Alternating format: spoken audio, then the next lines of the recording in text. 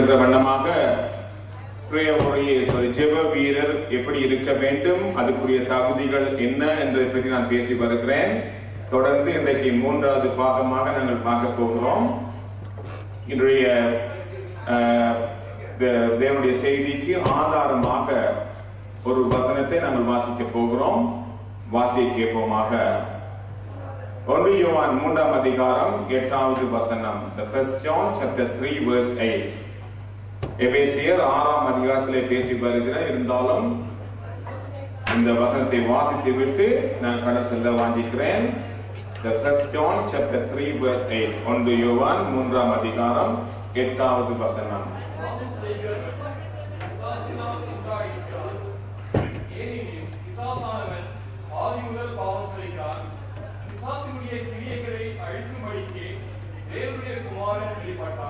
அதாவது கடைசியில் அந்த வசனம் முடியும் போது பிசாசினுடைய கிரியைகளை அழிக்கும்படிக்கு தேவனுடைய குமாரனாகிய இயேசு வெளிப்பட்டார் என்று முடிகின்றது. அப்போ கிரியைகளை அழிக்கும்படியாக வெளிப்பட்டதுனாலே அந்த கிரியைகளை அவர் எப்படி அழித்தார் என்று பார்க்க வேண்டும். எபிரேயர் 2ஆம் அதிகாரம் 14ஆம் வசனம் கூறுகிறது. வேதத்திலே அவர் தனது மரணத்தினாலே அழித்தார் என்று வேதம் கூறுகிறது. மரணத்துக்கு அதிகாரியாகிய பிசாசானவனை தனது மரணத்தினாலே அவர் அழித்தார். அப்ப கிரியைகளை அழிக்கும்படியாக வந்த இயேசு தன்னுடைய சிலுவை மரணத்தினாலே பிசாசினுடைய கிரியைகளை அவர் அழித்தார் என்று வேதம் கூறுகின்றது. அதனால்தான் கொலோசியரிலே பவுல் கொலோசு சபைக்கு எழுதும் போது இந்த சிலுவை மரணத்தினாலே இயேசு துரைத்தனங்கள் அதிகாரங்கள் யாவற்றையும் வெளியரங்கமாக மேற்கொண்டு அவர் சிலுவையிலே வெற்றி சிறந்தார் என்று வேதம் கூறுகின்றது. அப்படியா இருக்குமா? இருந்தால் இப்படியாக வெளியரங்கமாக வெற்றி சிறந்த இயேசு எனக்கும் உங்களுக்கும் தேவனாக இருக்கின்றார். அவருடைய ரட்சிப்பை பெற்றிருக்க நானும் நீங்களும் அந்த தேவனுடைய வல்லமையை பெற்றிருக்கிற நானும் நீங்களும் இன்றும் இந்த நாள் வரைக்கும் சில சமயங்களில் விசுவாசிகளா இருக்கிற நாம் அந்த பிசாசுடைய கிரியைகளுக்கு நாங்கள் இன்றைக்கும் கீழ்ப்படிந்து போகின்றோம். மேற்கொள்ள முடியாதபடி அழகான பால்பாடம் கண்மலைகள் பெயர்க்கும்படியாக கர்த்தர் என்னையும் உங்களையும் கரம் பிடித்தவர்.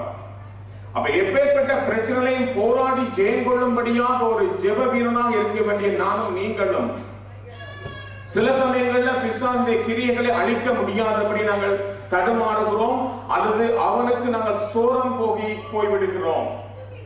ஏன் அப்படி செய்கிறோம் சொன்னால் நிறைய காரியம் இருந்தாலும் இந்த பிசாசுடைய தந்திரங்கள் நாங்கள் பார்த்து வருகிறோம். இந்த தந்திரங்களிலே ஒன்று எப்படியாவது ஒரு மனுஷனை அவன் பாவம் செய்ய தூண்ட வேண்டும் என்று அவன் எப்போதும் அவன் தயாராக இருக்கிறவனாக இருக்கிறான். எனக்கும் உங்களுக்கு முன்பாக எப்படி தேவனுடைய வல்லமையை கொடுத்திருக்கிறாரோ அப்படியே பிசாசானவனை என்னையும் உங்களையும் விழுங்க வகை தேடுகிறான் வேதம் கூறுகிறது. அதற்கு அவனே எப்போதும் எனக்கும் உங்களுக்கு முன்பாக நிற்கிறவனாக இருக்கின்றான்.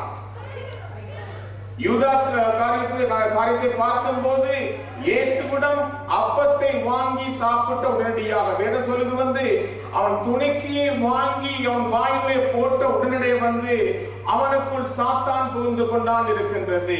அப்ப நீங்க கேட்கலாம், எப்படி ஆயிற்று? அதனால்தான் போன வாரத்துக்கு 2 வாரம் பேசி வருகிறேன். மனது இதயங்கள் மூடப்படாவிட்டால் அல்லது அது சரியாக இயங்காவிட்டால், சரியாக தேவனோடு இணையாவிட்டால் பிசாசின் கிரியைகளுக்கு தந்திரங்களுக்கு நாம் இடம் கொடுக்கிறோம். அவன் பாவம் செய்ய அவன் தூண்டுகிறான். யூதாசுடைய வாழ்க்கையில் அவன் செய்தான். வியாதியை கொடுக்கிறவனாக இருக்கிறான். எப்படியாவது உங்களுக்கு வியாதிகள் பாடுகளை கொடுத்து அந்த பாடுகள் வியாதிகள் நீங்கள் எப்படி நீங்கள் இயேசுவை விட்டு விலகி செல்ல வேண்டும் என்று விரும்புகின்றான். லூக்கா 13ஆம் அதிகாரத்தில் பார்க்கும்போது ஒரு ஸ்திரீயானவள் 18 வருஷமாக ஒரு நோயினால் அவள் பிடிக்கப்பட்டிருந்தாள். இயேசு அந்த ஆலயத்துக்கு வரும்போது அவளை விடுவிக்கிறார். அவர் விடுவித்த பொழுது அவர் அழகான வார்த்தை சொன்னார், இவளும் ஆபிரகாமுக்கு குமாரத்தியா இருக்கிறாள். இவளை 18 வருஷமாக சாத்தான் கட்டி வைத்திருந்தாள். ஆனால் அவள் ஆலயத்துக்கு சென்றவளா இருக்கிறாள். ஆனால் பாடுகள், வேதனைகள், நோய்கள், வியாதிகள் வரும்போது நம்முடைய ஆவிக்குரிய வாழ்க்கையில் ஒரு தளர்ச்சி வருகிறது, ஒரு சோர்வு வருகிறது. இதுக்குரிய காரியம் பிசாசனுடைய தந்திரங்கள் வாழ்க்கையில கடந்து வருகின்றது. தடைகளை உண்டு பண்ணுகிறவன், நீங்க போக வேண்டும் என்று விரும்புகிற இடங்களுக்கு, நீங்க ஜெபிக்க வேண்டும் என்ற ஜெபங்களுக்கு, நீங்க ஆலயத்துக்கு வர வேண்டும் என்று முதலே நீங்க தயாரா இருக்கும் போது தடைகளை உங்களுக்கு கொடுக்கிறவன். தெசலோனிக்க சபைக்கு பவுல் போக வேண்டும் என்று வாஞ்சியா இருக்கிறார். வேதம் கூறுகிறது 1 தெசலோனிக்க 2ஆம் அதிகாரம் 18ஆவது வசனத்துல அவர் உங்கள்கிட்ட நான் வர வேண்டும் என்று ஒரு தரம் நான் வாஞ்சியா இருந்தேன், ஆனாலும் வேதம் சொல்லுது சாத்தானோ எங்களை தடை பண்ணினான். அவன் தடை பண்ணுகிறவனாக இருக்கிறான். கிரியைகளை அளிக்கும்படியாக இந்த தேவகுமாரனாக இயேசு வெளிப்பட்டார், உண்மை. ஆனா அப்படிப்பட்ட தேவனுடைய வல்லமை பெற்று நானும் நீங்களும் செயல்பட முடியாதபடி பிசாசானவன் தன்னுடைய தந்திரங்களை செயல்படுத்தி வருகிறான். இனம் கண்டு கொள்ள வேண்டும், அடையாளம் கண்டு கொள்ள வேண்டும், அதுக்கேற்றபடி என்னுடைய ஆவிக்குரிய வாழ்க்கையை தட்டி எழுப்ப வேண்டும். அப்படி எழுப்பினால் ஓடுவமா இருந்தால் தேவன் கொடுத்த அந்த வல்லமை நாங்கள் என்னுடைய வாழ்க்கையை ஓடி முடிக்க தேவன் கிருபை கொடுப்பாராக. மனக்குழப்பத்தை கொடுக்கிறவன் ஒரு மனுஷன் நாங்கள் பார்க்கிறோம், அவன் எப்போதும் பிரேத கல்லறைகளிலே அவன் அங்கே வசிக்கிறவனாக இருக்கிறான். வஸ்திரம் தரிக்காதவனாக இருந்தான், அவன் சங்கிலியால் கட்டப்பட்டிருந்தான், தன்னைத்தானே காயப்படுத்திக் கொண்டிருந்தான். கூக்குரலிட்டாண்டு வேதம் கூறுகிறது. அவர் சொல்லும் போது அவனுக்குள்ளே 6000 பேய்கள் குடியிருந்தான் வேதம் கூறுகிறது. ஆனா இயேசு அவனை விடுதலை செய்கிறார். விடுதலை செய்த பொழுது வேதம் அழகா கூறுகிறது. லூக்கா 8ஆம் அதிகாரத்துல பிசாசுகள் விட்டு போன மனுஷனை மற்ற ஜனங்கள் கண்டு பிரமித்து போனார்கள். ஏனென்றால் அவன் புத்தி தெளிந்தவனாக இருந்தான். அவன் இயேசு அதுக்காக வந்தார், உண்மை. ஆனா அதே நேரத்துல எதிரியும் எனக்கும் உங்களுக்கும் பிரச்சனைகள், காரியங்களை கொடுத்து எப்படியாவது நாங்கள் விலக வேண்டும் என்று இருக்கிறார். பிரதான ஆசாரியனாக யோசுவா மேல குற்றம் சாட்டுறவனாக இருக்கிறான், என் மேல உங்கள் மேல குற்றம் சுமத்துறவனாக இருக்கிறான். இப்படியாவது ஆவிக்குரிய வாழ்க்கையில ஏதாவது காரியத்தை மனதிலே சிந்தையிலே போட்டு குற்றம் சுமத்தி எனக்கும் உங்களுக்கும் விரோதம் செய்கிறவனாக இருக்கிறான். வேதம் சகரியா புத்தகத்திலே 3ஆம் அதிகாரத்திலே போடப்பட்டிருக்கிறது. இயேசுவாத நாட்கள்ல சீசரை குடிக்கொண்டு போய் அழகாக அவர் பிரசங்கம் பண்ணி கொண்டிருக்கிறார். யோவான் 6ஆம் அதிகாரம் 66ஆம் வசனம் சொல்லுது, அநேக சீசர்கள் அவரை விட்டு பின்வாங்கி போனார்கள். ஏனென்றால் வசன கடினத்தின் நிமித்தம், கீழ்ப்படியாமையினால, அந்த வசனத்தை கேட்க விடாதபடி, அந்த வசனமானது உங்கள் இதயத்திலே நல்ல இடத்திலே விழுந்து கிரியை செய்யாதபடி தடுக்கிறவனாக இருக்கிறான். இப்படி எல்லாம் இருக்கிறார். தன் வேதம் தெளிவாக கூறுகிறது. ஒரு வசனம் வாசிக்க போகிறோம். 1 பேதுரு 5ஆம் அதிகாரம் 8-9 வாசிக்க போமாக.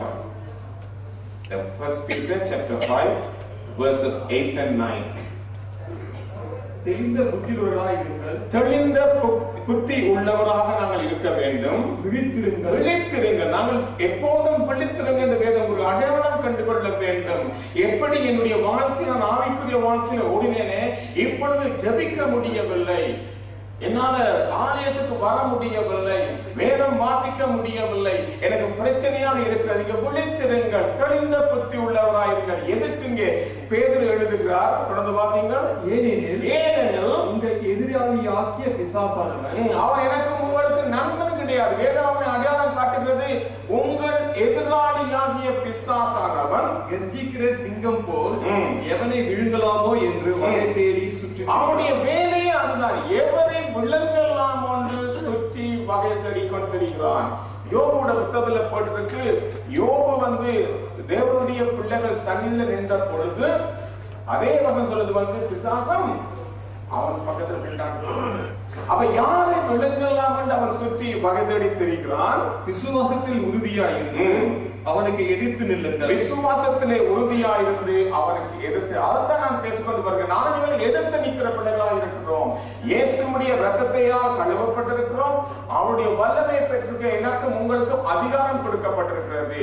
ஒரு யோவான் 1ஆம் அதிகாரம் 12ஆம் வசனம், அவருடைய நாமத்தை விசுவாசிக்கிற எவர்களோ அவர்கள் அத்தனை பேரும் அவருடைய பிள்ளைகளாகும்படி ஒரு அதிகாரம் கொடுத்திருக்கிறார். அதிகாரம் கொடுத்த தேவனுக்கு நான் நீங்கள் பிள்ளைகளா இருப்பதனால் அவனுக்கு எதிர்த்து நில்லுங்கள். எபேசியர் 4ஆம் அதிகாரம் 27ஆம் வசனம் சொல்லுது, பிசாசுக்கு நீங்க இடம் கொடாமல் இருங்கள். பவுல் எபேசு சபைக்கு போகும்போது எழுதி விட்டுத்தான், இந்த 6வது அதிகாரத்திலே ஆவிக்குரிய போராட்டத்தை குறித்து எழுதுகிறார். வந்து எது எழுதுகிறார்? பிசாசின் தந்திரங்கள் நாம் எதிர்த்து நிற்க வேண்டும். என்னுடைய உங்களுடைய போராட்டம் எல்லாம் மாம்சத்தோடும் ரத்தத்தோடும் அல்ல, ஜனங்களோட, மனுஷரோட, சகோதர சகோதரியோட, குடும்பத்துல, வேலை இடங்களிலே அல்ல. அதுக்குரிய காரியம் வந்து என்னுடைய உங்களுடைய போராட்டம் எல்லாம் வந்து இந்த வானமண்டல பொல்லாத சேனைகளோட, துரத்தனங்களோட, அதிகாரங்களோட எனக்கும் உங்களுக்கும் போராட்டம் உண்டு. ஆகையால் தீங்கி வரக்கூடிய நாட்கள்ல நீங்கள் அதை எதிர்த்து நிற்கவும், சகலத்தையும் செய்து முடிக்கிறவர்களாக நிற்கவும், திராணி உள்ளவர்களாகும்படி தேவனுடைய சர்வாயுத வர்க்கத்தை எடுத்து அணிந்து கொள்ளுங்க என்று நான் பேசி பார்க்கிறேன். இதனால் தான் பவுல் வந்து பிசாசின் தந்திரங்களை அழிக்கும்படியாக வந்த தேவன், மனுஷனுடைய தேவகுமாரனாக இயேசு எனக்கு உங்களுக்கு இருக்கிறார். அவருடைய வல்லமை பெற்றுக்கு நானும் நீங்களும் அதை ஞானஸ்தானம் பெற்று விட்டேனே, நான் ரட்சிப்படைந்து விட்டேனே, இதோடைய வாக்கியம் முடிந்தது இல்லாதபடி இந்த சர்வாயுத வர்க்கத்தை நீங்கள் உங்களுக்கு ரட்சிப்பு அடைந்தவுடனே அது கொடுக்கப்பட்டிருக்கிறது. அதனாலே அதை அனுதினமும் நீங்கள் பெற்றவர்களாக, அதனுடைய வல்லமைகளை பெற்றவர்களாக என்னுடைய உங்களுடைய ஆவிக்குரிய வாழ்க்கையில கடந்து செல்ல வேண்டும். கடந்த 2 வாரங்களாக காரியத்தை பேசி வருகிறேன். 6ஆம் அதிகாரம் 14ஆம் வசனம் சொல்லுது, எபேசியர் 6:14 சத்தியம் என்னும் கட்சியை குறித்து பேசினேன். இந்த சத்தியம் என்பது உங்களுடைய உண்மை, நேர்மை, சத்தியம் இவைகளிலே நாங்கள் நிற்க வேண்டும். இப்படி நிற்கும் போது எனக்கும் உங்களுக்கும் விசுவாசிகளை வரப்போறது கிடையாது. தேவன் உண்மை உள்ளவள என்னை உயர்த்துற தேவனாயிருக்கிறார். அவர் தொடர்ந்து ஓடுபடி கிருபை கொடுப்பார் என்று முதல் வாரத்திலே பேசினேன். 2வது வாரத்திலே நீதி என்னும் மார்க்க வசத்தை குறித்து பேசியிருந்தேன். இதயம் பாதுகாக்கப்பட வேண்டும். ஏனென்றால் என்னுடைய உங்களுடைய சொந்த முயற்சியிலேயோ அல்ல, சுய நீதியிலேயோ அல்ல, மனுஷர்கள் விரும்புகிற விதமான நாணயங்கள் நீதிமான்களோ அல்ல, தேவனுடைய நீதியில நிற்க வேண்டும் என்று குறித்து பேசினேன். இன்றைக்கு 3வது இந்த சர்வாயுத வர்க்கமாகிய காரியத்தை பார்க்க இருக்கிறோம். வாசிக்கப்போமாக. அதே எபேசியர் 6ஆம் அதிகாரம் 15வது வசனம். The book of Ephesians chapter 6 verse 15.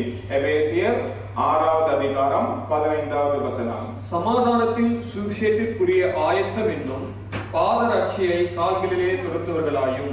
சமாதானத்தின் சுவிசேஷத்துக்குரிய பாதரட்சியை நீங்க காலிலே தொடுத்தவங்க. ஷூ, அதாவது காலணியை குறித்து பேசுகிறார் இங்கே பவுல் வந்து. நான் போன வருஷம் என்னுடைய அண்ணா ஏமல் இருப்பதனாலே, குமாருடைய தங்கச்சி அவர்கள் இருப்பதனாலே நாங்கள் யூரோப்புக்கு போயிருந்தோம் குடும்பமாக.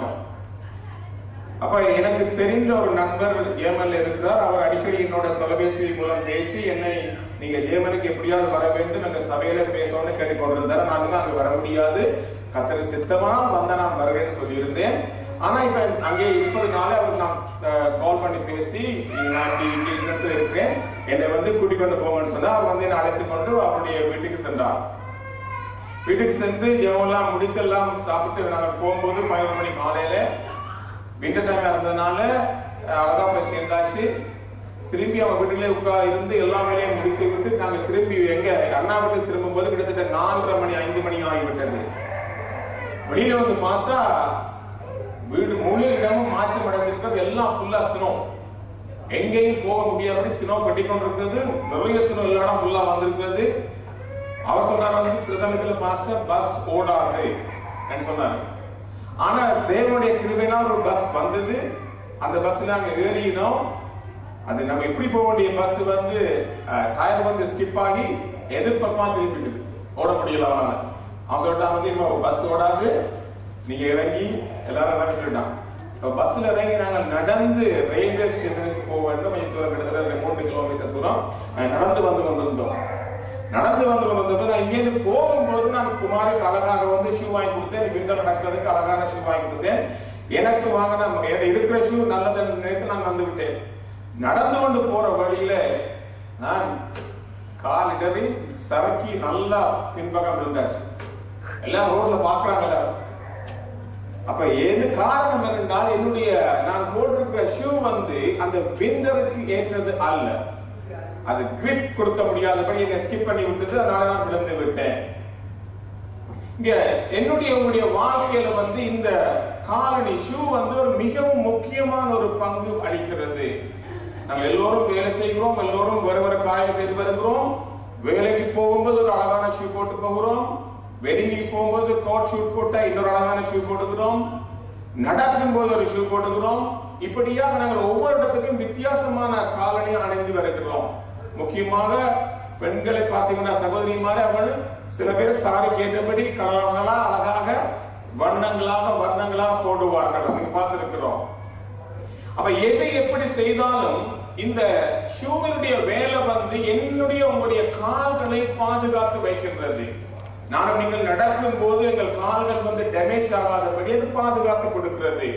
பில்டிங் கன்ஸ்ட்ரக்ஷன்ல வேலை செய்யற ஒரு பில்டிங்ல அவரை பாத்தீங்கன்னா அழகா நல்ல ஸ்டீல் கேப் வச்சு அழகான பூட்ஸ் போட்டிருப்பாரு. ரக்பி பிளேயரை பாத்தீங்கன்னா கீழுக்கு அழகாக முட்கள் போல அமைந்த அவங்களோட ஓடுவதற்கு விளையாடுவதற்கு ஏற்றபடி வைத்திருப்பார்கள். இப்படிப்பட்ட ஷூ போட்டிருந்தா தான் அதனுடைய வேலைகளை செய்ய முடியும். அதனால்தான் இந்த அருமையான மாலை வேளையில இங்க பவுல் ஒரு காரியத்தை எழுதுறார் வந்து நானும் நீங்களும் வந்து ஒரு போர் வீரனுக்கு உரிய அந்த காலணி அந்த ஷூ நாங்களும் போட வேண்டுமா? ஏனென்றால் அவனுடைய வாழ்க்கையில ஒரு போர் செய்கிற ஒரு போர் வீரனுடைய வாழ்க்கையில அவனுக்கு முக்கியமான ஒரு காரியம் வந்து ஷூவாக இருக்கிறது. ஏனென்றால் அவன் நீண்ட நடக்க வேண்டும். மலைகள், காடுகள், வெயில்கள், சில சமயத்தில் ஆறுகள் கடக்க வேண்டும். சில சமயத்தில் எரிந்து கொண்டிருக்கிற இடங்களை கிராஸ் பண்ணி அங்கால போக வேண்டும். இப்படிப்பட்ட நிற்பதனாலே வந்து அவனுடைய ஷூ வந்து நல்ல வல்லமையாக இருக்க வேண்டும். அப்ப இதை பவுல் வந்து அவர் ஒரு ரோம போர்ஷரோட கட்டப்பட்டு இருப்பதனால வந்து சிறை கைதியாக வீட்டுக்காவலில் இருக்கும் போது அதை பார்த்து எழுதி கொண்டு வருகிறார். அவனுடைய காலிலே போட்டிருந்த ஷூவை பார்க்கின்றார். அதை பார்த்து விட்டு தான் சொல்றார் வந்து நானும் நீங்களும் சமாதானம் கொடுக்கக்கூடிய அந்த சுவிசேஷத்தினுடைய காலணி அணிய வேண்டுமா? எதுக்கு நாங்கள் அணிய வேண்டும் அன்னைக்கு பார்க்க போகிறோம். அப்ப அந்த ரோம போர்வீரனுடைய ஷூவை நீங்க பாத்தீங்கன்னா கீழுக்கு முட்கள் போல ஆணிகளாக இருக்கிறது. மேலுக்கு பெரிய திக்கான பெரிய இது வைத்திருக்காங்க. கால் வந்து எப்போதும் வந்து நல்ல பாதுகாப்பா இருக்க வேண்டும் என்று போடப்பட்டிருக்கிறது. நீங்க வீட்டுக்கு போய் இன்டர்நெட் எடுத்து பாருங்க, அழகா பாப்பீங்க. முதலே அந்த போட்டோ ஒன்று போட்டிருந்தேன். அப்ப இதை பவுல் பார்த்து விட்டு தான் நீங்க எழுதுற வந்து 15வது வசனத்துல வந்து சகோதரி நானும் நீங்களும் சமாதானம் என்ற அந்த சுவிசேஷத்துக்குரிய பாதரட்சியை அணிந்து கொள்ள வேண்டும் என்று எழுதுகிறார். இந்த சமாதானத்துக்குரிய பாதரட்சைகள் 3 காரியங்கள் செய்யணும் என்று பார்க்க போகிறோம். முதலாவது அது செய்கிற காரியம் இந்த சுவிசேஷம் என்னையும் உங்களையும் தேவனோட சேர்க்கிறது. முதலாவது காரியம். அதனால் தான் இந்த சுவிசேஷம் ஒரு மிகவும் முக்கியமான காரியமாக என்னுடைய வாழ்க்கையில விளங்குகிறது. வசனத்தை வாசிக்க போறோம். ரோமருக்கு எழுதின நிருபம் 5ஆம் அதிகாரம் 10வது வசனம்.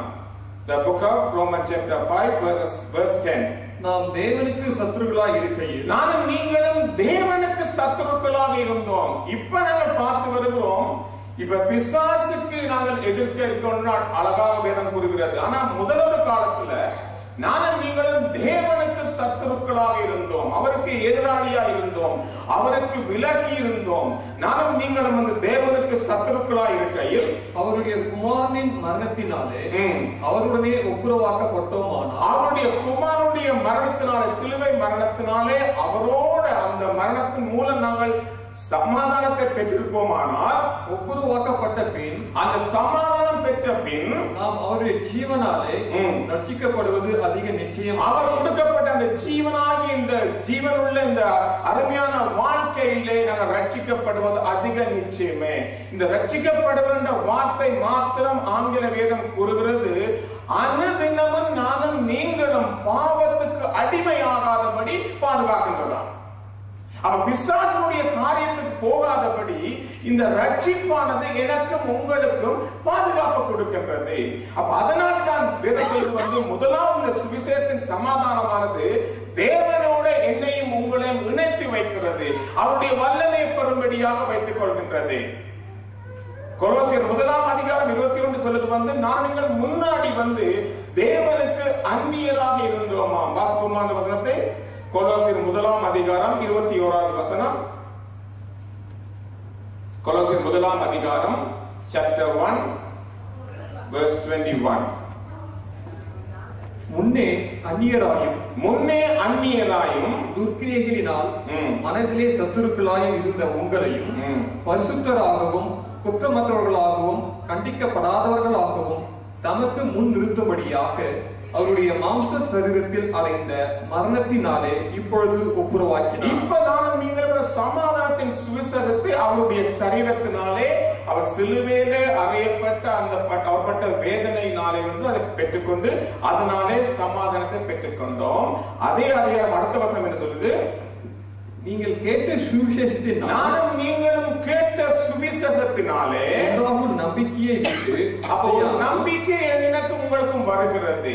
நான் நீங்களும் கேட்ட சுவிசேஷத்தினாலே இருக்கிற நம்பிக்கையை விட்டு விடாதபடி அசையாமல் ஸ்திரமாயும் உறுதியாயும் விசுவாசத்திலே நிலைத்திருப்பீர்கள். ஆனால் அப்படியாகும். அப்ப நாம் ஒரு காரியத்தை கேட்டுட்டோம், சுவிசேஷத்தின் மூலம் கேட்டதுனால ஒரு நம்பிக்கை வந்திருக்கு. அந்த நம்பிக்கை என்னன்னு வேதமே அழகா சொல்றது. முதலாம் அதிகாரத்துல, அதே அதிகாரத்துல 4ஆம் வசனத்தை வாசிக்கிறது. பரலோகத்தில் உங்களுக்காக வைத்திருக்கிற நம்பிக்கை நிமித்தம். அதான் நம்பிக்கை. அதாவது பரலோகத்துல எனக்கும் உங்களுக்குமாக வைத்திருக்க நம்பிக்கை நிமித்தம் நம்முடைய கர்த்தராகிய இயேசு கிறிஸ்துவின் பிதாவாகிய தேவனுக்கு ஸ்தோத்திரம் செலுத்தி அவர் மூலம் பெற்றுக்கொண்ட அந்த நம்பிக்கையானது எனக்கும் உங்களுக்கும் பரலோகத்துக்கு போகும்படியான பெரிய ஒரு கிருபையை கொடுத்திருக்கிறது. 6ஆம் வசனம் வாசிங்கள். அந்த நம்பிக்கையை குறித்து, அந்த நம்பிக்கை, அந்த கொடுக்கப்பட்ட அந்த பரலோக வாசஸ்தலத்தை குறித்து நீங்கள் முன்னமே சத்திய வசனமாக்கிய சுவிசேஷத்தினாலே கேள்விப்பட்டீர்கள். அப்ப சுவிசேஷத்தினால கேள்விப்பட்டது. அதனால தான் எழுதுறாரு 22ஆம் வசனத்துல நீங்க கேள்விப்பட்ட அந்த சுவிசேஷத்தினாலே உண்டான அந்த நம்பிக்கையை நாங்க விட்டு விடாதபடி, அதான் பிசாசு எப்படியாவது தெரிகிறான். இந்த நம்பிக்கை எப்படியாவது மட்டும் எடுக்க வேண்டும். அந்த நம்பிக்கை எடுத்தான் என்றால் நீங்க பரலோகம் போக முடியாது, அவனுடைய ராஜ்யத்துக்கு வருவீர்கள் என்று அவன் வேலை செய்கின்றான், அவன் கிரியை செய்கிறான், தந்திரம் பண்ணுகிறான். அப்ப இந்த தந்திரத்துக்கு நாங்கள் எதிர்த்து நிற்க வேண்டும். அதுக்கு எதிர்த்து நிற்பதற்காக தான் தேவன் என்ன பண்ணிருக்கார்? முதலாவது அவரோட சமாதானத்தை கொடுத்திருக்கார். சுவிசேஷத்தின் மூலம் முதலாவது அவரோட சமாதானத்தை கொடுத்து என்ன செய்யறாராம்? 28ஆம் வசனம் வாசிங்க பிரதர். கொலோசியர் 1:28. எந்த மனுஷனையும் எவனாயிருந்தாலும் எந்த மனுஷனையும் கிறிஸ்து இயேசுவுக்குள் தேறினவனாக நிறுத்தபடி, எந்த மனுஷனை, எந்த அழிந்து போற எவனாயிருந்தாலும் அந்த மனுஷனை கிறிஸ்து இயேசுவுக்குள் நாங்கள் நிறுத்தும்படியாகவும் அவரையே நாங்கள் அறிவித்து, அந்த இயேசுவே நாங்கள் சுவிசேஷமான அந்த சமாதானத்தை அறிவித்து வருகிறோம். எந்த மனுஷனுக்கும் புத்தி சொல்லி, எந்த மனுஷனுக்கும் எல்லா ஞானத்தோடும் உபதேசம் பண்ணுகிறோம். எது உதவி செய்தாங்க? சுவிசேஷம்.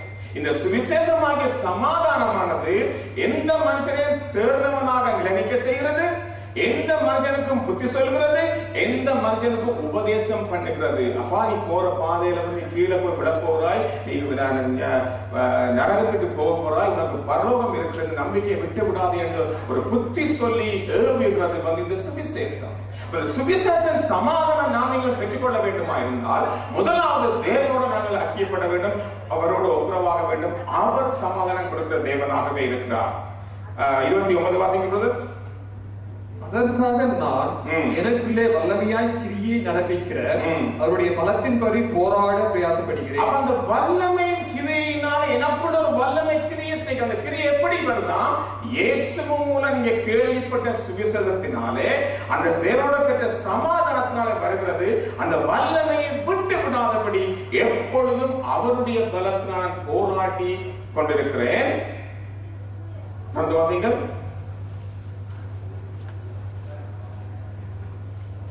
அப்ப இந்த போராடி நாங்கள் ஜெபிப்பதால் இந்த பலமானது அவர் மூலம் பெற்றுக்கொண்ட கேட்ட சுவிசேஷத்தை விட்டு விடாதபடி, ஆண்டவரே இந்த நம்பிக்கையில விட்டு விடாதபடி நாங்கள் இருக்க வேண்டும் தேவன் விரும்புகிறார். அப்ப எனக்கும் உங்களுக்கு ஒரு பெரிய நம்பிக்கை கொடுத்திருக்கிறார் தேவன்.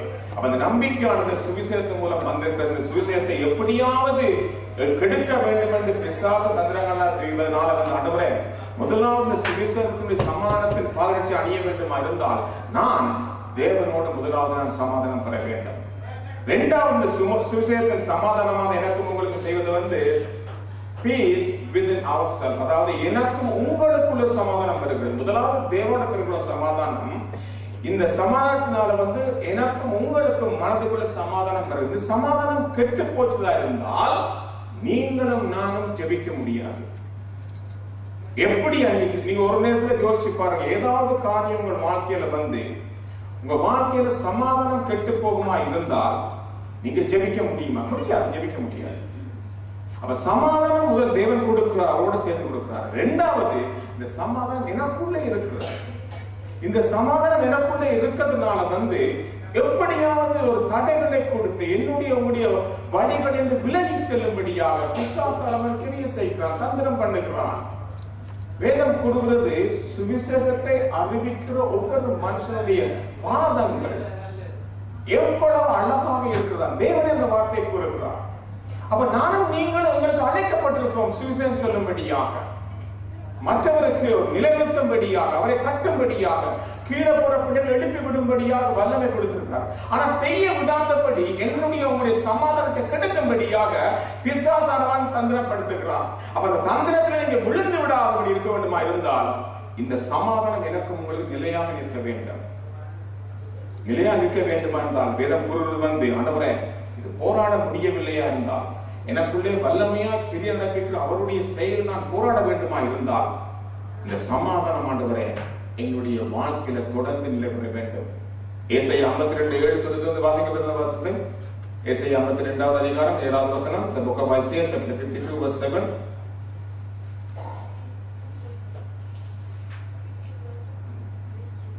சமாதானத்தை கூறி நற்காரியங்களை சுவிசேஷமாய் அறிவித்து, அதாவது தேவனோடு ஒப்புரவாக்கப்பட்ட செய்தியை சுவிசேஷமாக கூறி வருகிற ரட்சிப்பை பிரசித்தப்படுத்தி உன் தேவன் ராஜரிகம் பண்ணுகிறார் என்று சியோனுக்கு சொல்லுகிற சுவிசேஷகனுடைய பாதங்கள் மலைகளின் மேல் எவ்வளவு அழகா இருக்கின்றன. ஏன்னா இவர்கள் போராட தெரிந்தவர்கள், வெற்றி பெற்றவர்களாக இருக்கிறோம். இப்படி சுவிசேஷம் சொல்லும் போதெல்லாம் தேவன் மத்தியிலே தேவன் சொல்ற என்னுடைய மகள் ஜெயம் பெற்றிருக்கிறான், சுவிசேஷம் சொல்கிறான் என்ற வாஞ்சை வருகிறது. அந்த காரியம் செய்யும்படி தேவன் அழைக்கிறார். ரோமர் 10ஆம் அதிகாரம் 15ஆம் வசனம் சொல்லுது, இதைத்தான் மறுபடியும் அங்கே பவுல் எழுதுகிறார் ரோம சபைக்கு போகும்போது, பிரசங்கம் பண்றோம் இல்லாவிட்டால் எப்படி கேள்விப்படுவார்கள் என்று சொல்லி இப்படி சொல்றார். சுவிசேஷம் அறிவிக்கிற ஒவ்வொருடைய பாதங்களும் தேவனுடைய பார்வையில மலைகள் மேல், அதாவது வெளியரங்கமாக அழகாக இருக்கின்றதா. அப்ப அது செய்கிறதுக்காக, அந்த சுவிசேஷம் அறிவிக்கிறதுக்காக என்னையும் உங்களையும் தெரிந்து கொண்ட தேவன் அவரோட சமாதானம் பெற்றிருக்கிற அந்த சமாதானத்தோட மாத்திரம் அல்ல, அந்த சமாதானத்தால் எனக்கும் உங்களுக்கு சமாதானம் கொடுத்திருக்கிறார். அவன் சமாதான நிலையா இருக்குமா இருந்தால் அந்த ஓட்டத்தை தொடர்ந்து ஓட முடியும். என்றைக்கு சமாதானம் குலைகின்றதோ அன்னைக்கு இந்த சுவிசேஷம் சொல்ல முடியாதபடி, ஜெயம் பெற முடியாதபடி, ஜெபிக்க முடியாதபடி, அவரோட தொடர்ந்து நடக்க முடியாது, நாங்கள் கீழே விழுந்து விடுகிறோம். காரணங்கள் என்னவென்றால் மனம் திரும்பாத நிலையில் நாங்கள் இருக்கிறோம். இன்னும் பாவங்கள் மறைக்கப்பட்டிருக்கின்றோம், கீழ்ப்படியாம இருக்கின்றோம். வேதங்கள் நிறைய நான் கடந்து போக வாஞ்சிக்கிறேன். வேகமாக நிரந்தரமான வழி இயேசுதான் நாங்கள் நம்புவது கிடையாது. என்னுடைய சொந்த முயற்சியில செய்யலாம் நாங்கள் விசுவாசிக்கிறோம். ஏதோ ஒரு காரியம் செய்யும் போது என்னுடைய சொந்த முயற்சியில செய்யலாம் என்று விசுவாசிக்கிறோம். வேதம் சொல்றது இயேசுதான் நிரந்தரமான வழியை நாங்கள் விசுவாசிக்க வேண்டும். ஏன்னா அவர்தான் சுவிசேஷத்தை கொடுத்தார், அவர்தான் சமாதானத்தை கொடுத்த தேவன். அப்ப என்னுடைய வாழ்க்கையில் சமாதானம் கெட்டு போறதுக்கு இப்படிப்பட்ட காரியங்கள் இருக்கின்றது. தவறான நோக்கங்களாக இருக்கிறோம், தவறாக ஜெபம் பண்ணுகிறோம். யாக்கோபு 4ஆம் அதிகாரத்தில் தகாத விதமாக விண்ணப்பம் பண்ணுவதனால் நீங்கள் அந்த காரியத்தை பெற்றுக் கொள்ளாமல் இருக்கிறீர்கள். அப்ப தகாத விதமாக ஜெபம் பண்ணுகிறோம், பிறர் கவனத்தை ஈர்க்க வேண்டும் என்று சொல்லி மற்றவருடைய காரியத்திலே கர்சனையா இருக்கிறோமே தவிர என்னுடைய சமாதானம் கெட்டு போயிட்டு நம்புவது கிடையாது. என்னுடைய சமாதானம் கெட்டு போகும்போது ஆண்டவரே என்னுடைய சமாதானம் கெட்டு போயிருக்கிறது, இது எதனால கெட்டு போயிது, அதை நான் சரி செய்ய வேண்டும், உம்மோட ஒப்புரவாக வேண்டும் நாம் விரும்புவது கிடையாது. மற்றவர்கள் காரியத்தில் ஈடுபடுகிறோம். வேதம் கூறுவது அப்படி ஈடுபடும் போது அவர்கள் மற்றவர்களை குறித்து கர்சனை பண்றாங்களே தவிர தன்னுடைய சமாதானம் கெட்டு போவதை அறிவதே கிடையாது. அதாவது பிசாசுடைய கிரியைகளாக தந்திரமாக இருக்கிறது. ஆவிக்குரிய வாழ்க்கையில இன்னொரு வாழ்க்கையில உங்க குடும்பத்திலே கட்டுப்பாடு உண்டு பண்ணுகிறார்கள். உங்களுக்கு சரியாக நீங்க தீர்மானம் எடுக்க முடியாது, நீங்க முடிவெடுக்க முடியாது. என்ன காரியம் உங்களால தனியாக செய்ய முடிவதில்லை, இன்னொரு உதவி கேட்கிறீர்கள். கேட்க வேண்டியது தேவனிடம். அப்படி இருக்கும் போது உங்களுடைய சமாதானம் கெட்டு போகிறது. அவிசுவாசம் உலகம் வேற சொல்றது ஆண்டவர் எல்லாரும் செய்து வந்தார். ஒரு இடத்துக்கு போகும்போது சொல்றாரு இந்த இடத்துல என்னால நோய்கள் குணமாக்க முடியவில்லை, பிசாசுகளை திருத்த முடியவில்லை, ஒரு காரியமும் செய்ய முடியும். இயேசு சொன்ன வார்த்தை இது. எதனால நான் சொல்லுவது, உங்கள் மத்தியிலே இருக்கிற அவிசுவாசம். அந்த காரியம் இந்த வாழ்க்கையில வரும்போதெல்லாம் என்னுடைய வாழ்க்கையில என்னுடைய சமாதானம் கெடுபடுது. என்னுடைய வாழ்க்கை நான் என்னுடைய வாழ்க்கை காரியம் பேச போறேன், என்னுடைய சொந்த வாழ்க்கை காரியம் இல்லை. உங்களுக்கு உற்சாகமாக விசுவாசிக்கிறேன். ரட்சிப்படைந்த 8 மாதத்திலே இந்த குடும்பத்துல பெரிய ஒரு காரியத்தினாலே வந்து நான் என்னுடைய கிறிஸ்தவ வாழ்க்கையை விட்டு விலக வேண்டும் இருந்தேன். ஆனால் தேவனுடைய கிருபையினாலே, மற்றவர்கள் ஜெபித்ததினாலே, என்னுடைய தீர்மானத்தின்படி நான் மாற்றம் அடைந்ததினால வந்து இன்றைக்கு நிலைநிற்கும்படி தேவன் கிருபை செய்திருக்கிறார். விசுவாச கிரியை செய்த நான் வந்து இயேசுவை ஏற்றுக்கொண்டு 8 மாதத்திலே பெரிய ஒரு காரியம் என் குடும்பத்தில் நிகழ்ந்தது எல்லோருக்கும் தெரியும். அந்த நிகழ்ந்தது நிமித்தம் வந்து நான் பின்வாங்கி போயிருக்கூடிய நிலைமை என் வாழ்க்கையில வந்தது. நான் பல முறை யோசித்து பார்த்தேன், இயேசுவே உம்மிடம் வந்ததால் அந்த காரியம் என் வாழ்க்கையில வந்து பல பேர் சொன்னார்கள். என்னுடைய நண்பர்கள் அவர் சொன்னபோது நான் அதை விசுவாசித்தேன், உண்மையா இருக்கும் என்று விசுவாசித்தேன். ஆனால் பின்வாங்கி போகவில்லை. பின்வாங்கி கொஞ்ச நாள் இருந்தா கூட, மனதில் சோதனை இருந்தா கூட, நாளடைவில் தேவனோடு நடக்கும் போது, ஜெபிக்கும் போது, அதிகாலை எழும்பி ஜெபிக்கும் போதெல்லாம் தேவன் அந்த வல்லமை எனக்கு கொடுத்தார். இன்றைக்கு நான் சொல்ல முடியும், அந்த நாட்களில் ஒரு பெரிய கரம் என்னை தூக்கி தாங்கி நான் உணர முடிந்தது. என்னுடைய வாழ்க்கையில் நான் வந்து ஜெபிக்கும் போதெல்லாம் ஒரு பெரிய கரம் என்னை தாழ்ந்து நான் பார்த்திருக்கிறேன். அப்ப வாழ்க்கையில பிரச்சனைகள் சமாதானம் குலைக்கப்படும் போது ஆண்டவரே இன்னும் அவரோட கிட்ட சேர வேண்டும். மாறாக நாங்கள் விட்டு விலகுவோமா இருந்தால் அது நம்முடைய வாழ்க்கையில ஆபத்தை கொண்டு போய் சேர்ந்திருக்கும். என்னுடைய மகனுடைய வாழ்க்கையில கடந்த வருஷத்துல பெரிய காரணம் எல்லோருக்கும் தெரியும். அந்த காரியத்தின் நிமித்தம் சில பேருக்கு தெரியல. நானும் குமாரியும் கிட்டத்தட்ட 1 வருஷமா நாங்கள் பட்டப்பாடு யாருக்கும் தெரியாது. ஏன் நடந்த இந்த காரியம், ஏன் நடந்த இந்த காரியம் எங்க வாழ்க்கையில, என்னையும் என்னுடைய ஊழியத்துல, என்னுடைய விசுவாச வாழ்க்கையில், ஆவிக்குரிய வாழ்க்கையில, என்னுடைய குடும்பத்துல வந்து பின்னோக்கி போறதுக்கு இந்த காரியத்திற்கு நான் உணர்ந்து கொண்டதுனால வந்து அழுது நம்ம தினமும் நாங்கள் அழுது ஜெபித்தோம். அந்த ஜெபத்தினால என்னுடைய மகனுடைய மருமகள் மனதிலே தேவன் காரியத்தை பேசினார். ஒரு நாள் இதே சேர்த்து நான் காலை 6 மணிக்கு நிற்கும் போது 2 பேரும் என்னை பார்க்கும்படியாக வந்து இதே இடத்துல வந்து அழுது சொன்னார். வந்து அப்பா நான் உங்களுக்கு தப்பு செய்து விட்டேன். அதனால அவன் பெரிய சாட்சியை சொன்னார்கள். எதற்காக சொல்றேன்னு சொன்னால், குடும்பத்துல வரும் பிரச்சனை, உங்க வாழ்க்கையில வரும் பிரச்சனை, ஆவிக்குரிய வாழ்க்கையில வரும் பிரச்சனை. ஆனாலும் நான் நீங்களை இனம் கண்டு கொள்ளும் சமாதானம் குலைக்கப்பட்டது அது கொஞ்ச நாட்கள்ல. ஆனால் தேவன் காரியம் செய்தார். இந்த 12 வருஷமாக நான் ஊழியத்தில் இருக்கிறேன். எத்தனை தடவைகள்ல இந்த ஊழியத்தை விட்டு போகலாம் நான் யோசிக்க வந்தது, பல தடவைகள்ல. ஆனால் இன்றைக்கு நிற்பதற்கு காரணம் என்றால் தேவன் அழைத்திருக்கார், நிச்சயமா செய்தே முடிப்பார். என்னை உங்களை அழைத்து உண்மை உள்ளவராக இருக்கிறார். அந்த தேவன் ஒருபோதும் உங்களை விட்டுவிட மாட்டார். நாங்கள் பின்வாங்கி போகாதபடியாக கேட்கிற காரியத்தை நிமித்தம், அப்படி கேட்கிற காரியத்தை நிமித்தம், குடும்பத்துல வரக்கூடிய குடும்பத்தை பற்றி பேசுற காரியத்தை நிமித்தம் வந்து நான் சொல்வேன் குமாருக்கு, அது எனக்கு ஃபர்டிலைசர், எனக்கு உரமாக இருக்கிறது. எதிராக பேசுற காரியம், எதிராக செயல்படுற காரியங்கள் எல்லாம் வந்து உரமாக இருப்பதனால வந்து நான் இன்னும் ஆண்டவரை வளர்ப்பதற்கு தேவன் கிருபை கொடுக்கிறார். ஒரு மரத்துக்கு உரம் போட்டீங்கன்னா வளரும், செத்து போகாது.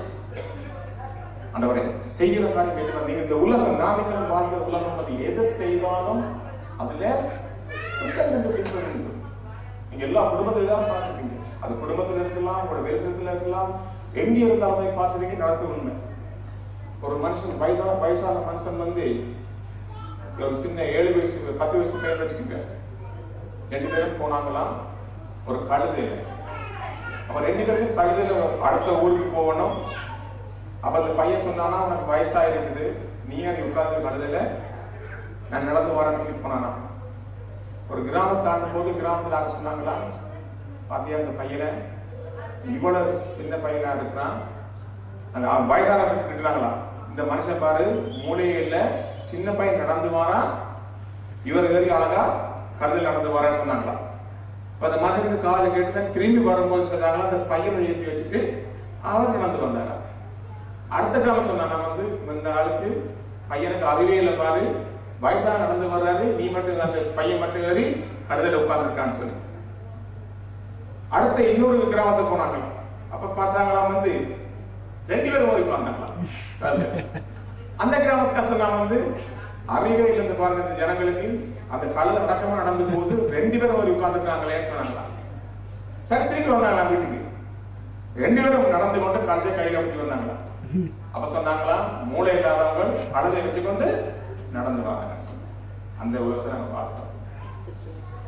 என்ன செய்தாலும் வந்து தேவனுக்கு செய்யுங்க. தேவனுக்கு ஒரு ஆதாரம் சொல்லுறது வந்து நீங்க செய்யற காரியம் எல்லாம் வந்து தீங்கு நாளிலே அவர்கள் எதிர்த்து நிற்கும்படியா தேவன் கிருபை கொடுத்திருக்கிறார்.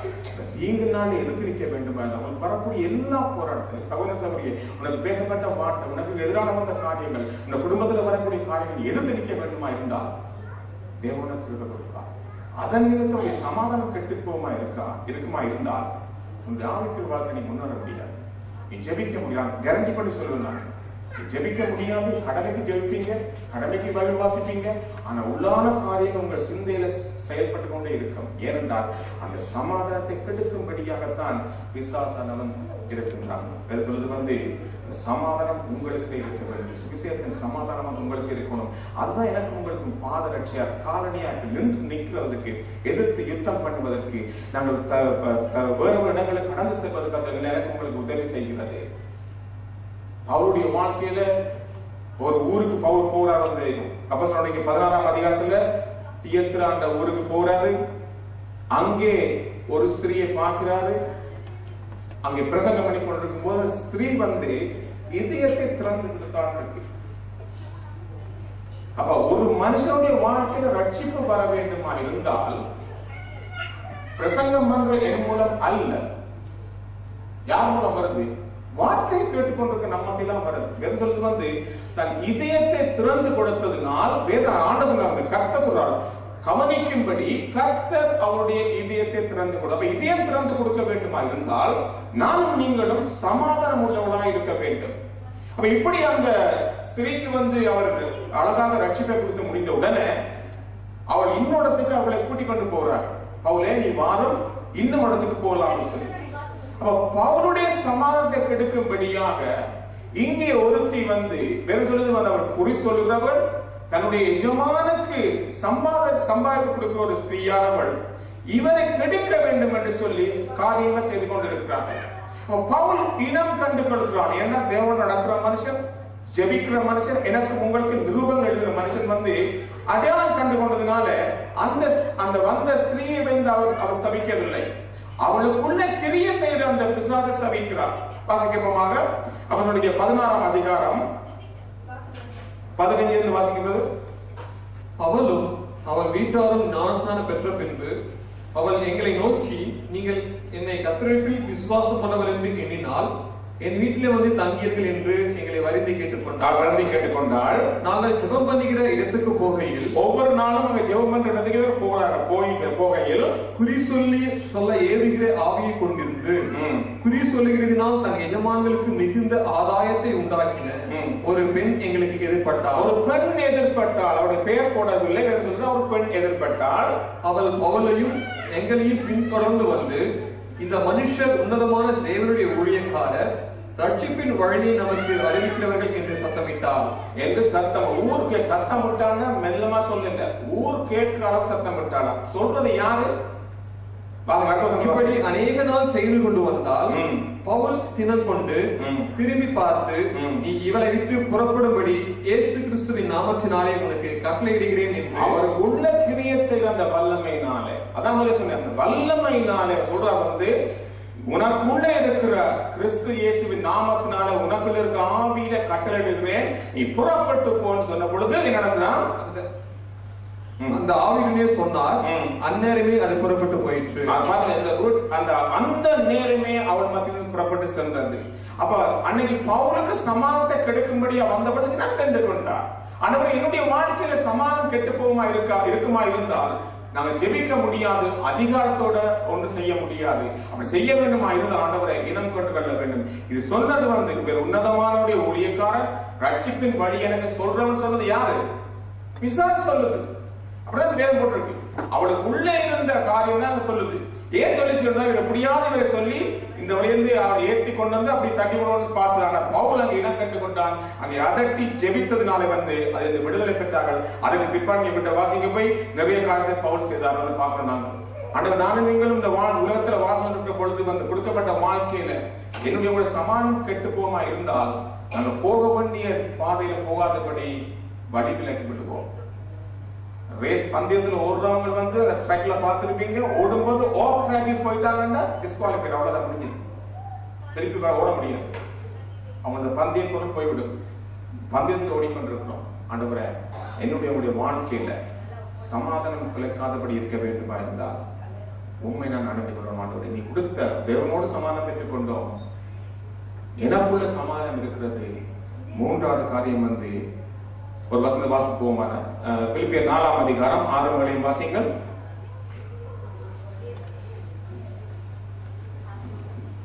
நீங்கள் ஒன்றுக்கும் கவலைப்படாமல் எல்லாவற்றையும் குறித்து உங்கள் விண்ணப்பங்களை ஸ்தோத்திரத்தோடு கூடிய ஜெபத்தினாலும் வேண்டுதலினாலும் தேவனுக்கு தெரியப்படுத்துங்கள். அப்பொழுது எல்லா புத்திக்கும் மேலான தேவ சமாதானம் உங்கள் இருதயங்களையும் உங்கள் சிந்தைகளையும் கிறிஸ்து இயேசுவுக்குள்ளாக காத்துக்கொள்ளும். சமாதானம் குலைக்காதபடி ஆண்டவர் என்னுடைய சிந்தை, என்னுடைய இதயங்கள் கிறிஸ்து இயேசுவுக்குள்ளே பாதுகாக்கப்படும் என்று வேதம். இந்த ஆண்டவரே அனுதினமும் நாங்கள் ஜெபத்தில் ஆண்டவரே இந்த காரியம் வழிவிலகுகிற ஆண்டவரே, ஒரு காரியத்து நிமித்தம், ஏதோ ஒரு நிமித்தம், பிள்ளை நிமித்தம், கணவன் நிமித்தம், மனைவி நிமித்தம், ஊழியத்து நிமித்தம், ஏதோ ஒரு காரியம் இருந்தால் அது குடும்பத்து நிமித்தம் ஆண்டவரே, ஒரு நிமிஷம் ஆண்டவரை நம்மளோட ஜெபிக்கிற ஆண்டவரை என்னை ஏற்படுத்தும், சரி செய்யும் ஆண்டவரை.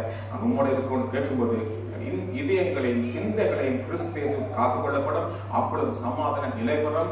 அவர் எங்களை அழைத்த அந்த அழைப்பிலே தொடர்ந்து ஓடி ஜெப வீரர்களாக நாங்கள் மாறுவோம். மூன்றாவது காரியம் முதலாவது தேவனோட சமாதானம், இரண்டாவது எனக்குள்ளே சமாதானம், மூன்றாவது சமாதானம் with others. முக்கிய அடுத்த காரியம், எனக்குள்ள சமாதானம் இருக்குமா இருந்தால் நான் மற்றவோட சமாதானமா இருப்பேன். தேவாலயம் விரும்புகிறார். நான் மற்றவோட சமாதானமா இல்லாவிட்டால் நீங்க சுவிசேஷம் சொல்ல முடியாது, மறுபடியும் சொல்ல ஜெபிக்க முடியாது. சமாதானம் முக்கியமான ஒரு காரியமாக இங்கே பவுல் எழுதுகிறார். அந்த ஆவிக்குரிய போராட்டத்துல சமாதானத்தை காரியம் எழுதி வச்சிருக்க. ஏன் சமாதானம் முக்கியம் என்று வேதம் ஒரு வாசிப்பமாக மத்தேயு 5ஆம் அதிகாரம் 9வது வாசிப்பமாக. Matthew chapter 5 verse 9. மத்தேயு 5:9. சமாதானம் பண்ணுகிறவர்கள் பாக்கியவான்கள். சமாதானம் பண்ணுகிறவர்கள் பாக்கியவான்கள், அவர்கள் தேவனுடைய புத்திரர் எனப்படுவார்கள். இந்த சமாதானம் பண்ணுகிறவர்கள் என்ற வார்த்தை ஆங்கில வேதம் சொல்ல மேக்கர்ஸ் அண்ட் மெயின்டெனர்ஸ் என்று போட்டிருக்கு. அதாவது சமாதானத்தை உண்டு பண்ணுகிறவர்கள் அவர்கள். அது மாத்திரமல்ல, அந்த சமாதானத்தை தக்க வைத்துக் கொள்வது மெயின்டெனர்ஸ், அந்த மெயின்டைன் பண்ணிக் கொள்வர்கள்.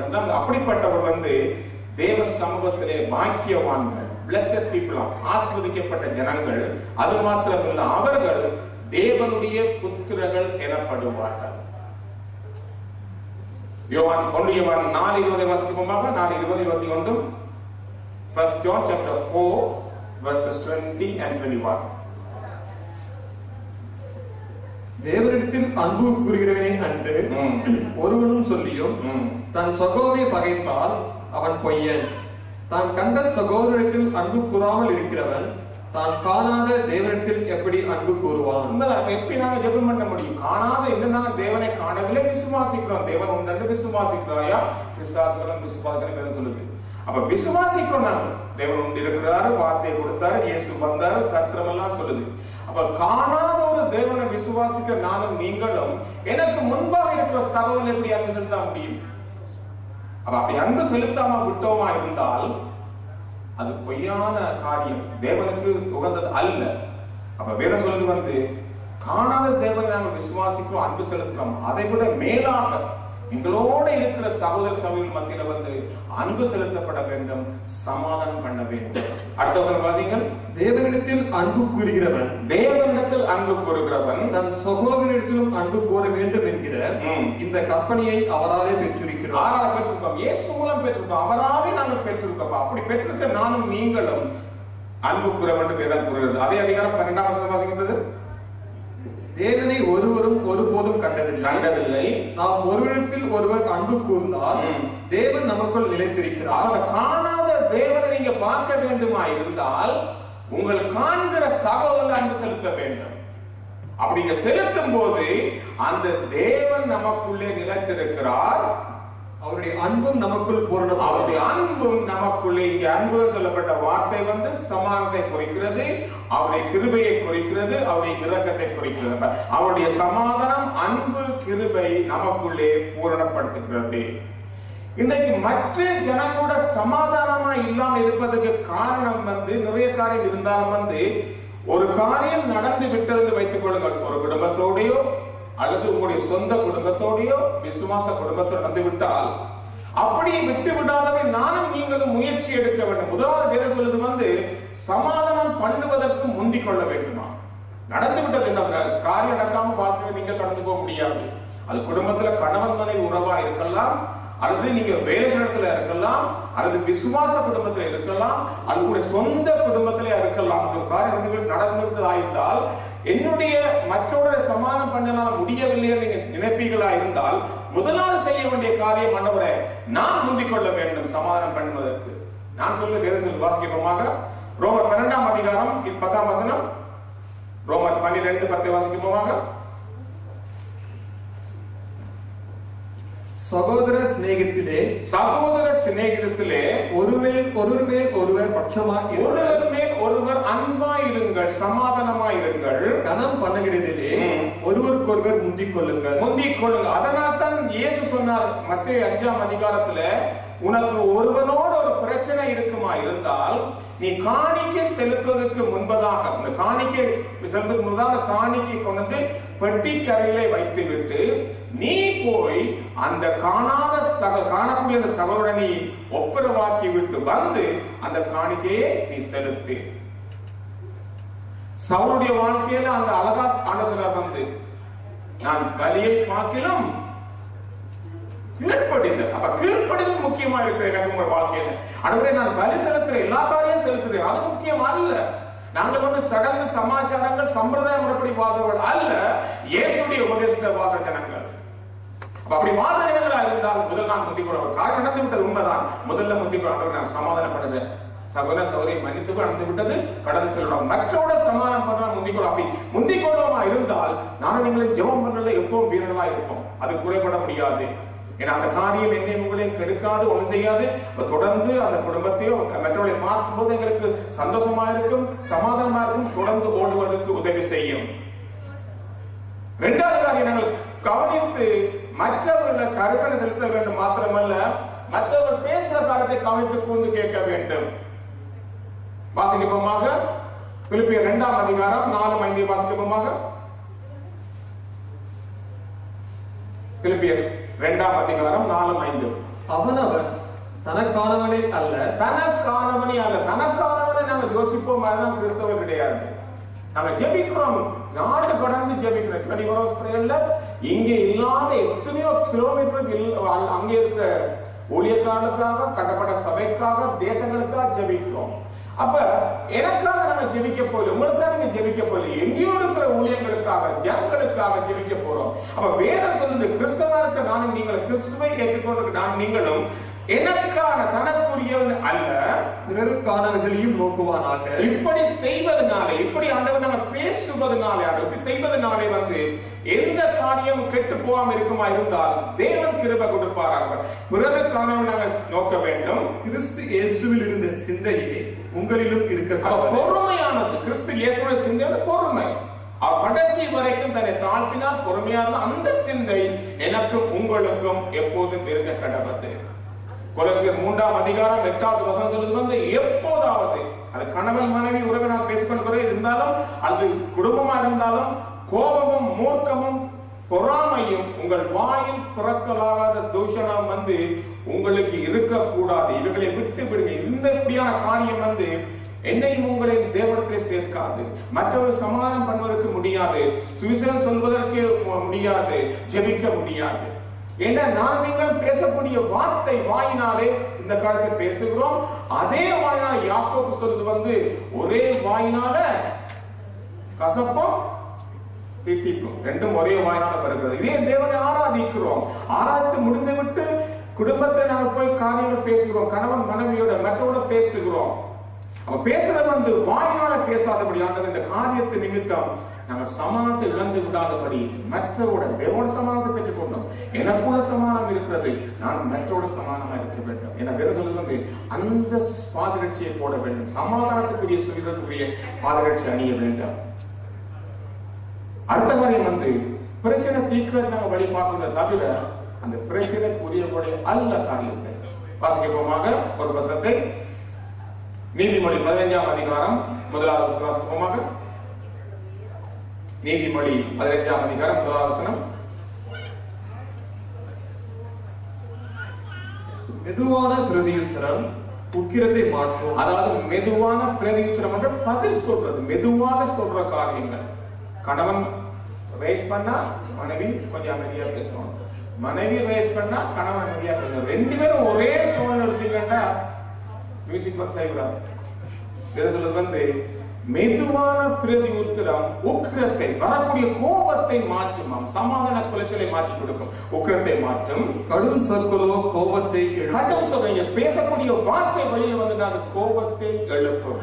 ஆண்டவரே இந்த காரியத்தின் நிமித்தம் வேறு சொல்றது வந்து எபேசியர் 4:29 வந்து கெட்ட வார்த்தை உங்கள் வாயிலிருந்து புறப்பட வேண்டாம், பக்திக்கு விருத்திக்கு ஏதுவான வார்த்தைகளை பேசுங்கள்.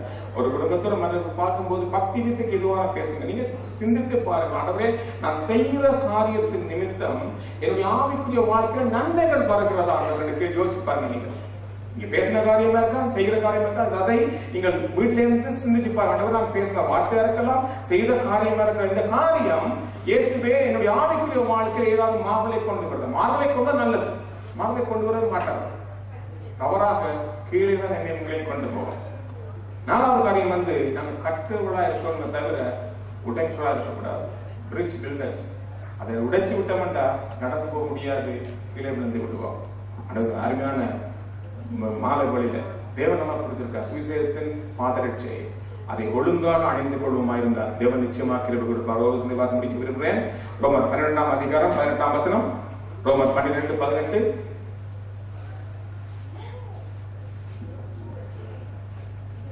கூடுமானால் உங்களால் ஆன மட்டும், உங்களால் ஆன கூடுமானால், கூடிய மறை மட்டும், கடைசி நேரம் வரை கூடுமானால் உங்களால் ஆன மட்டும் எல்லா மனுஷரோடும் சமாதானமாய் இருங்கள். கொலோசியர் 3:15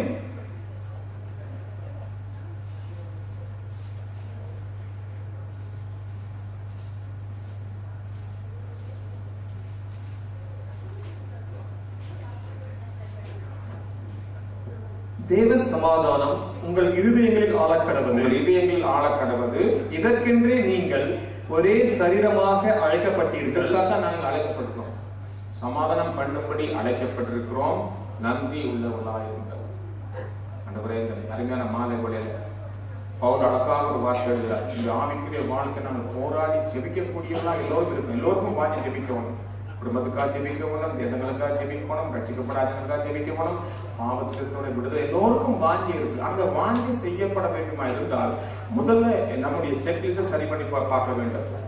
3வது அந்த வாரத்துல கூட ஆண்டவரே சமாதானத்தின் சுவிசேஷத்துக்குரிய பாதரட்சியை அணிந்து கொள்ளுங்கன்னு சொன்னீங்க. என்னுடைய குடும்பத்துல சமாதானம் கடந்து வரட்டும் ஆண்டவரே. முதல்ல தேவனோட சமாதானம் கொடுத்தீர், எனக்கு ரட்சிப்பை கொடுத்தீர். அந்த சுவிசேஷத்தின் நம்பிக்கையானது எனக்குள்ள வல்லமையா கிரியை நடப்பிக்கிற அந்த தேவனால உண்டாயிருக்கிறது. இதை விட்டு விடாது இருக்க வேண்டுமா இருந்தால் அந்த சமாதானம் எனக்குள்ள நிலைபெற வேண்டும். 2வது காரியம்.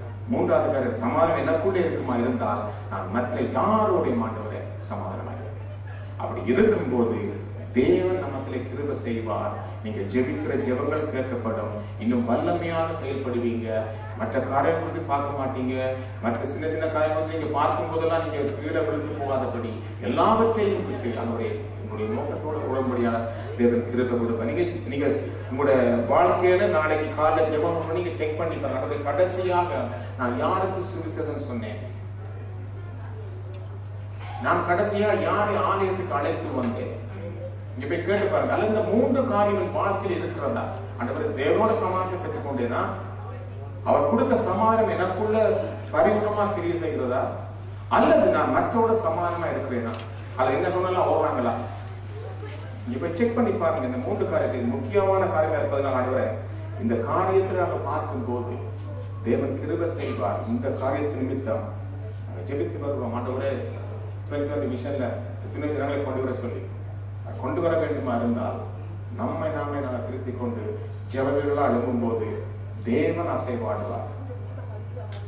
சொல்றது வந்து அந்த விதியா தன் இதயத்தை திறந்து கொண்டு அவளுக்கு அழகாக வார்த்தை கேட்கும் போது, கர்த்தர் கீழ்ப்படியும் போது, காரியங்களை செய்யும் போது, அவரோடு இணையும் போது கர்த்தர் அவர் இதயத்தை திறந்தார். அவர் இன்னைக்கு எங்க இதயத்தை கர்த்தர் திறவும். ஏதோ ஒரு காரணம் நான் குறைவா இருப்பேன். இந்த மாலை வேளையில ஒரு விஷயம் ஆண்டவரே என்னோட பேசுவீராக. சமாதானம் நம்ம வாழ்க்கையில மிகவும் முக்கியமா இருப்பதனால் என்னுடைய ஆவிக்குரிய வாழ்க்கையில போராடி ஜெபிக்கக்கூடியவனா இருக்க வேண்டுமா இருந்தால் என் வாழ்க்கையில சமாதானம் கெட்டு போகாதபடி ஆண்டவரே நான் பாதுகாக்க வேண்டும். இந்த மாணவர்கள் வந்து உங்களை உற்சாகப்படுத்துறேன். விழுந்திருப்போமாக நான் ஜெபித்து முடிக்க வாஞ்சிக்கிறேன்.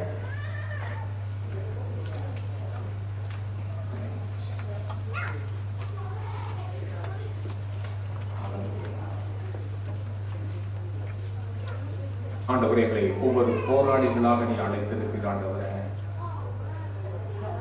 நல்ல போராட்டத்தை போராடு, தீங்கு அனுபவி, இதற்கண்டே நீ அழைக்கப்பட்டிருக்கிறாய் என்று ஆண்டவரே பவுல் சொன்ன வார்த்தையின் பிரகாரமா நான் ஜெபிக்கிறேன்.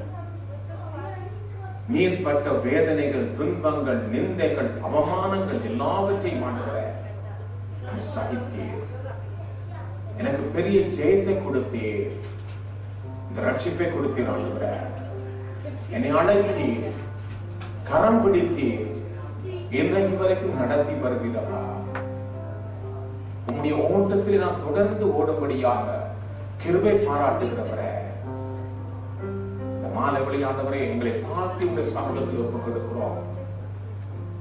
அப்பா, நீர் விரும்புகிற வண்ணமாக உம்முடைய பிள்ளைகளை நீர் மனையே இருப்பதுனா தேவனில் இந்த மாலை விளையாண்டவரே ஒரு ஜெபிக்கிற சபையாக ஆண்டவரே, ஒரு ஜெப வீரர்களாக எங்களை மாற்றுவீராகப்பா. நீர் நியமித்த ஓட்டத்திலே ஓட வேண்டுமா இருந்தால், நீர் அழைத்த அழைப்பில் நாங்கள் ஓட வேண்டுமா இருந்தால், ஆண்டவர் நான் ஜெபம் உள்ளவனாக எப்போதும் உடைய சமூகத்தில் காத்திருக்கிறவனாக என்னை மாற்றும். ஆண்டவரே,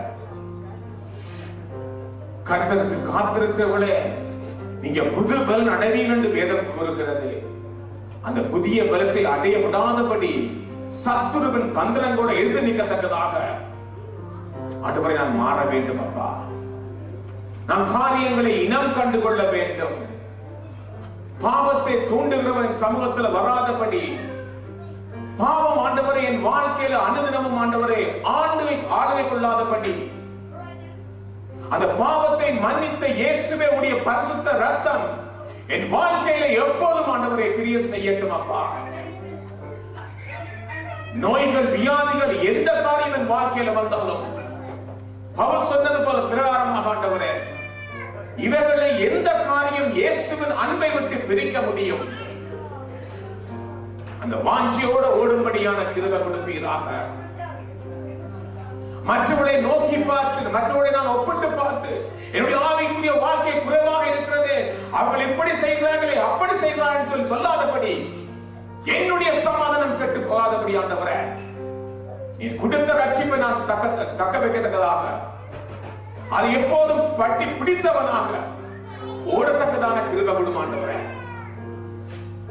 விலையேற பெற்ற ஆண்டவரே சுவிசேஷத்தை எனக்கு அறிவித்தீரே, அதை நான் என் காதுகளாலே கேட்டேனே, வாயினாலே அரைக்க செய்தேன், இதயத்திலே விசுவாசித்தேன். உம்முடைய மகனாக மகளாக எனக்கு அதிகாரம் கொடுத்தீர்.